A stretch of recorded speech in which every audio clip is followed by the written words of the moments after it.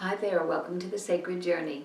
The Sacred Journey is the program that reminds you that life is a wonderful adventure and each and every experience we have is a unique and perfect opportunity for learning. I'm Joyce St. Germain, and today's program is part 2 of Tools Discovered on the Path, and I'm delighted to invite back my friend Bill Koval. And you may remember seeing this last time, and we're going to only spend a little bit of time on this because we have so many more goodies to share. So welcome back, Bill. Thank you. I'll let you explain a little bit about this. Well, as we discussed in the last show, it's a tensor ring pyramid. Each one of the rings represents a different function of the human body, spirit, mind, and body. And each creates a column of light above and below, and a energy field across. This particular device, I believe, centers the energy at the crystal on top and allows it to flow out in a toroidal stream, completing it around the rings. Okay. And people can look for last week's show, Yes. or the previous show, and be able to get caught up, either review or see it for the first time. Yeah. Should I mention that if they have questions, my website would be, not my website, but my email address would be made available at the end of the show. Sure, at the end of both shows, your email address, because I know people will have questions, and then information about where you got it from, you know, the source of what Yes. first inspired you. But this is uniquely yours. This Yes. is not something you'll find in a book. No. But the creator of tensor rings, Yep. Slim Sperling, Yes, we'll also connect them with some ways to find out Yes. some more. exactly. And we might even talk you into doing another workshop. One never knows. You never know. All right, let's move this out of the way so we can show a little bit more about these goodies. Now, the reason I am bringing this to the table with a little bit of fanfare, not quite a drum roll, as you can see, it's this beautifully made heavy box, cedar, Creating a sacred space. that, yes, cedars always create sacred space, that you designed and made and handed to me with 2 keys. And one key is here, and one key was given to you for safety away from the house. Now, I know this sounds a little dramatic, but there's a reason. But there's a reason it is. The workmanship is extraordinary. And I don't know if we can take a look at the inside of it, and then I'll take some items out and we'll talk a little bit more about them. Everything has a place, that little home that was created just for it. So now I'm going to bring the box to the side, and I'm going to ask you to say how this came to be birthed.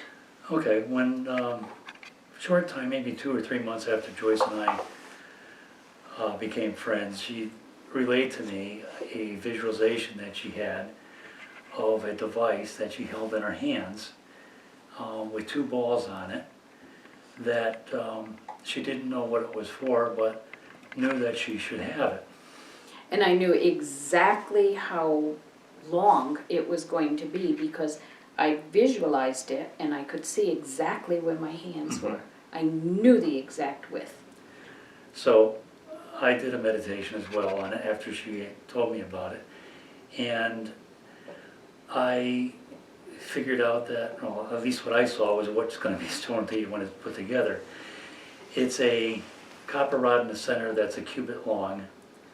Or actually, it's not, I have to look at my notes, but it's a... Enchanted cubit. Yes, but it's a fraction of a cubit. I'm not sure which fraction. Okay. I remember the word enchanted was in It there might somehow. be a quarter of a cubit. It's a half cubit long. Okay, it's a half a cubit. And in the center is a drilled piece of alakimite, which is a stone that, again, I feel was essential for Joyce in that it has powers that people with extreme psychic abilities can put to use. Okay, so I had never heard of atacamite until you gifted me with the other device that we mentioned, and I'm going to just show this to people because it's something. I don't have another But word. neither of us know what it is exactly. But the rest of the construction is, there's a coil that surrounds the stone, and the coil is a cubit long, and actually it's longer than that, it's like 3 cubits long. And there's 13 coils in a clockwise direction wound around the coin, around the stone. Now, you notice that Joyce attached the balls to the end with screws, and they're copper balls. She attached them with screws for 2 reasons. One reason is that if we ever decided that we wanted to try a different stone or material on the ends, we could do that. The second reason is that I, in my meditation, discovered that I could not touch this assembled device. It's meant only for Joyce.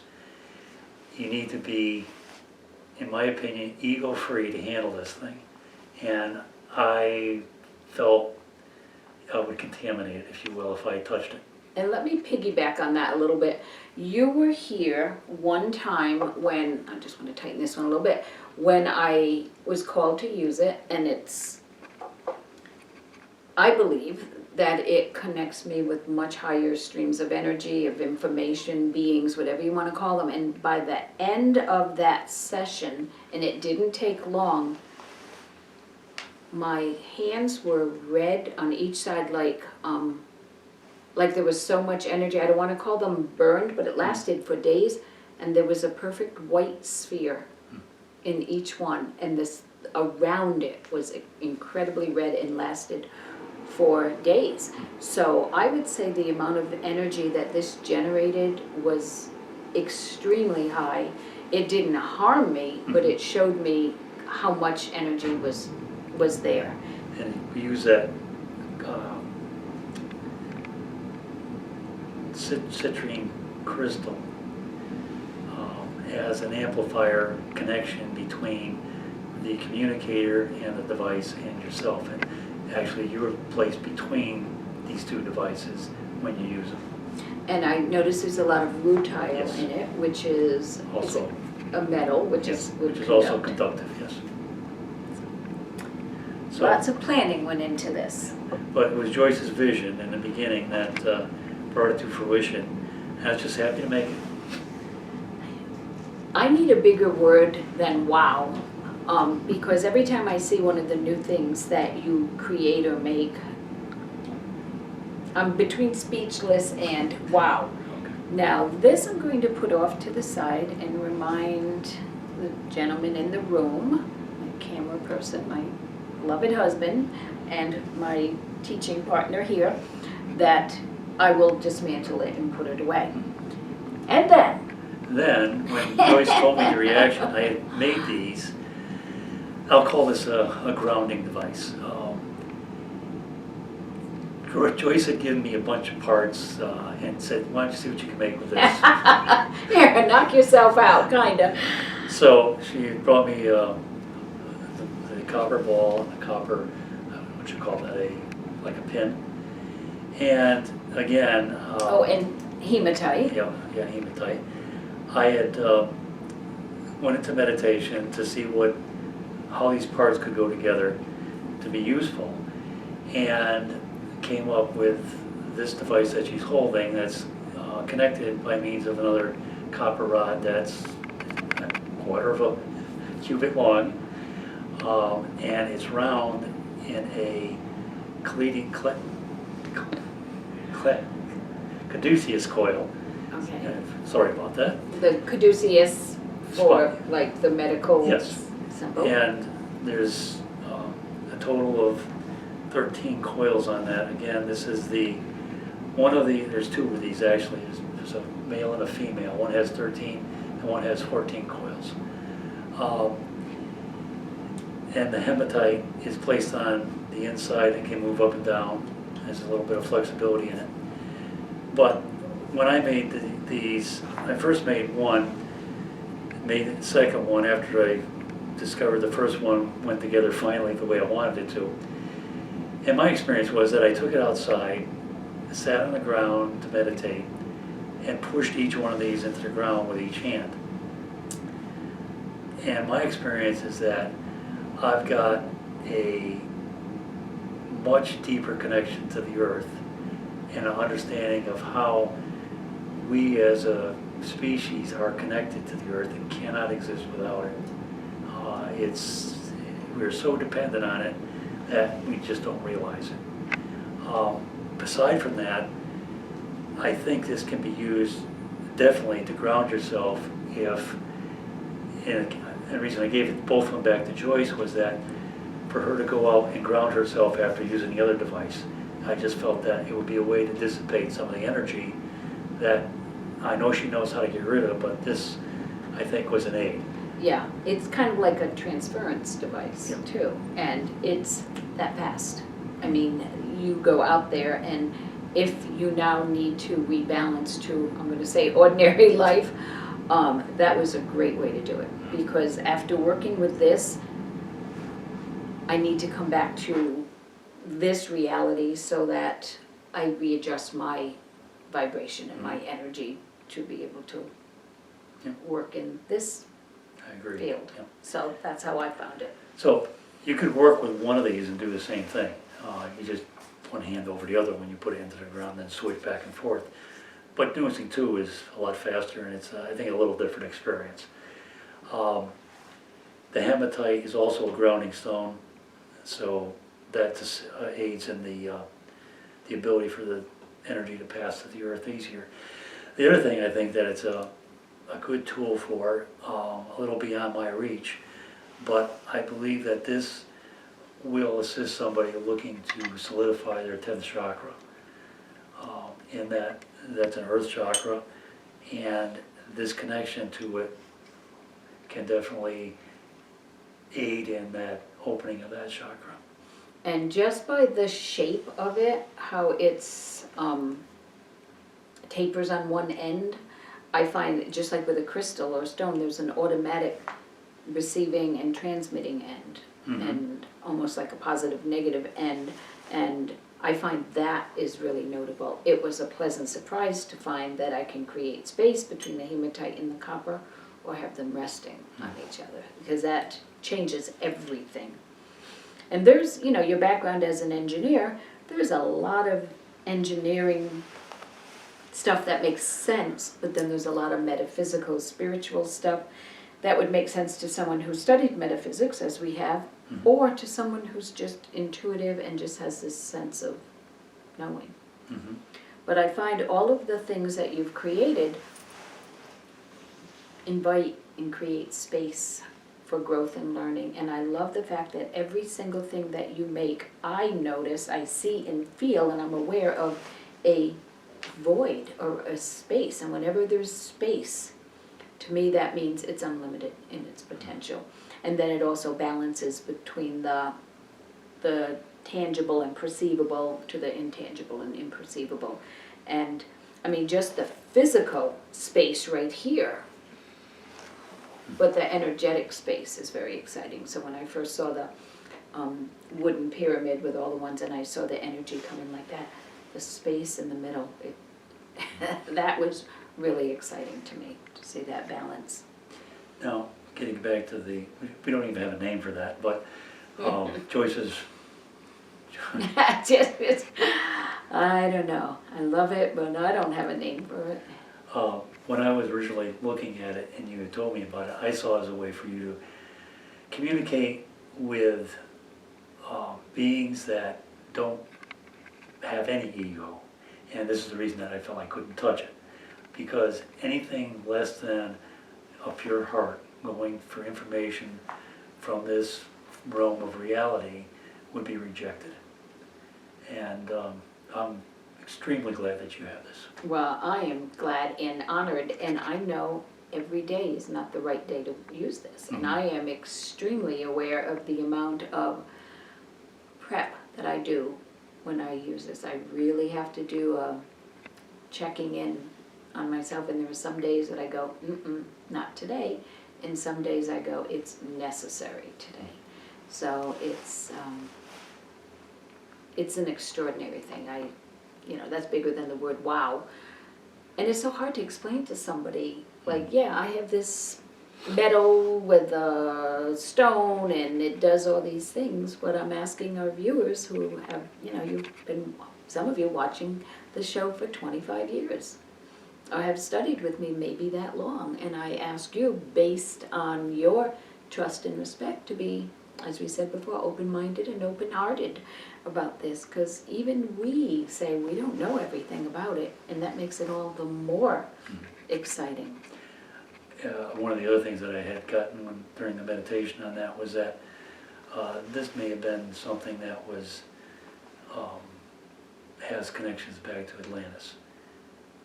I don't know if you get that same feeling or not. Absolutely, because in some past life regression work that I've done, I saw a lot of work with metal coils, solid and hollow metal tubes, stones and crystals both in the tubes and around them.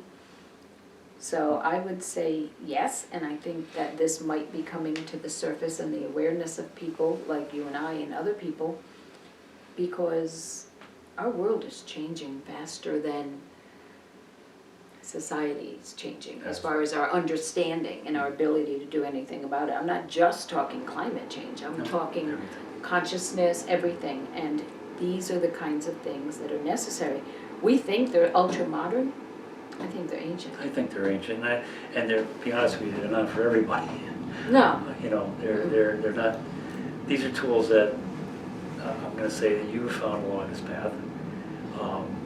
Maybe I've helped a little bit, I'm glad if I have. A great deal. I never heard of tensor rings and things like that. And the people who made these with you, most of them made a single ring with maybe spheres on it, or stones or crystals, use them all the time in whatever way. And I love the fact that there's no instruction manual. You intuit what it is, but there is science behind it, sacred geometry behind it, metaphysics behind it, spirituality. There is a lot behind it, and I also like the fact that they speak for themselves. There's no need to have scientific evidence. The results speak. There is scientific evidence, so if you go online and do a search. Well, not for No, this, not for that. but I mean for these. Yes, for those, yeah. You go online and do a tensor ring search, you'll find Slim Sperling, but you'll also find a bunch of other people who have picked up the baton, if you will, for him, and gone further with other things. And I'd like to consider myself one of them, with the addition of those stones to the coils. And this has never been created before. Not that we know of. I haven't found any, Well, because I think this was information given to you. but it could have been created before. Oh, it could have, but it's not like there's instructions No, for no, it no. saying, hey, take this, do that. So it took your engineering skills, your metaphysical understanding, and maybe even some past life memory. I love the fact that we don't know. I do too.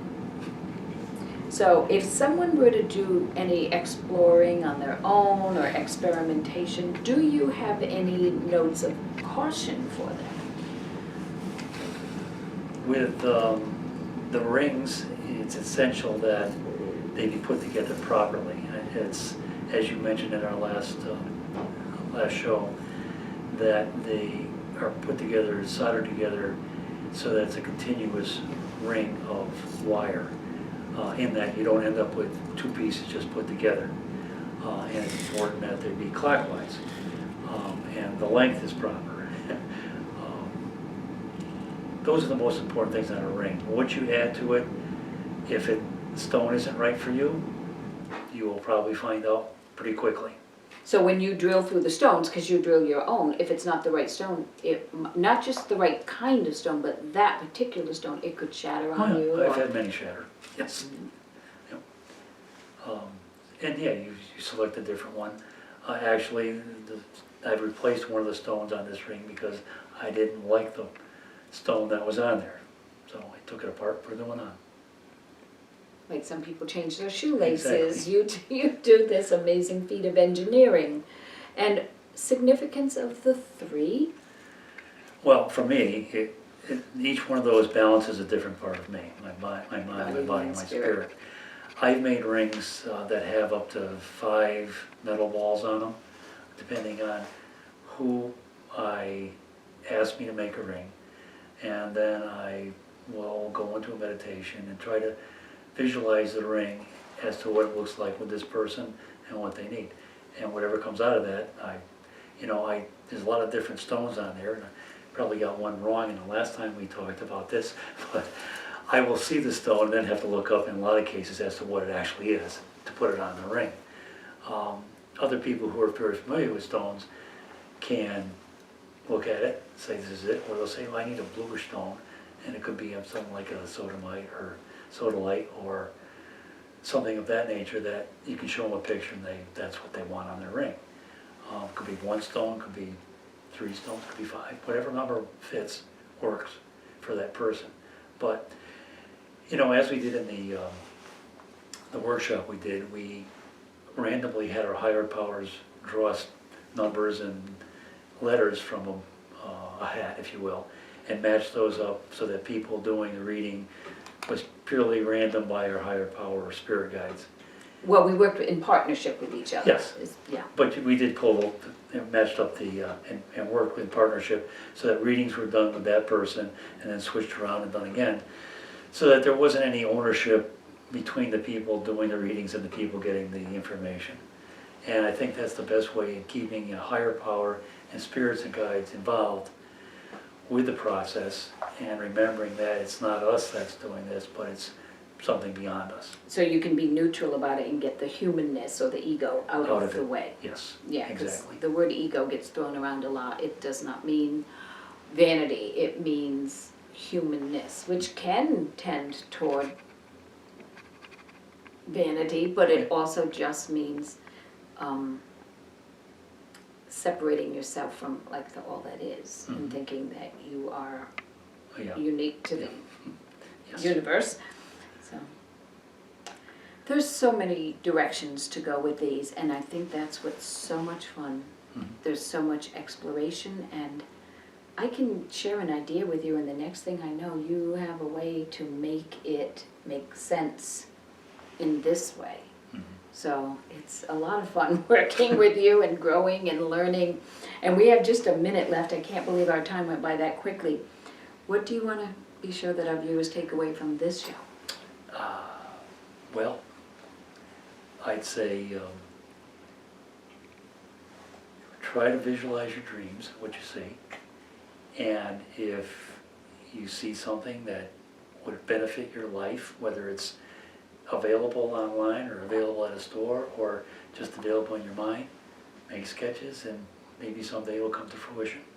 And in the meantime, I'll add to it that you can use it in energy form before it's in physical Exactly, form. yes. I've used this many times in energy form without having to touch it, and I'll leave it at that. All right, well, thank you so much for coming and sharing this amazing knowledge and understanding and discovery with us. Absolutely my precious choice. And thanks for joining us on the Sacred Journey. We'll catch you next time.